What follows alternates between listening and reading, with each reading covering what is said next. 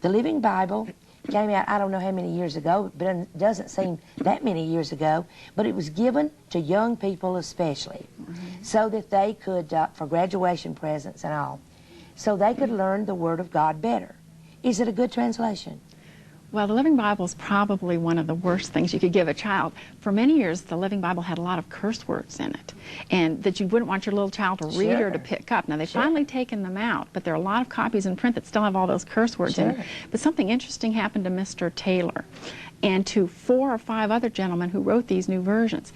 They've lost their ability to speak. Okay, now remember... Are you kidding? No. Remember Zechariah? Yes. When the angel came to him, and he said that he was going to have a son, and he didn't believe him. He laughed. And he said, because thou believest not my words.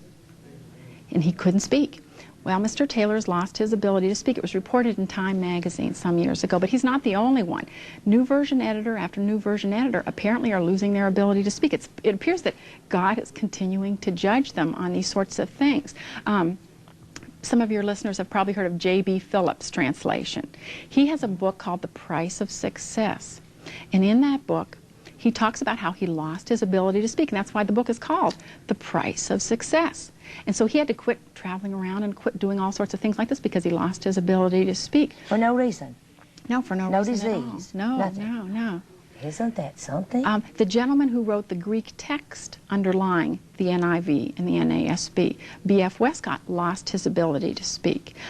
It's all documented in my book, New Age Bible Versions, but there are half a dozen of these men who have lost their ability to speak. And it appears that because they've tampered with the Word of God, even Taylor's said that he believes it was because he tampered with the Word of God. And that's in Time magazine. I've got the quote in my book. Oh, so that's all in your book? Right. You tell all that. So it's kind of, if a young man lost his ability to speak from writing the Living Bible, I don't think I'd give it to a little child. I think I'd quit writing it. I would draw back, I'd take back all that I had written.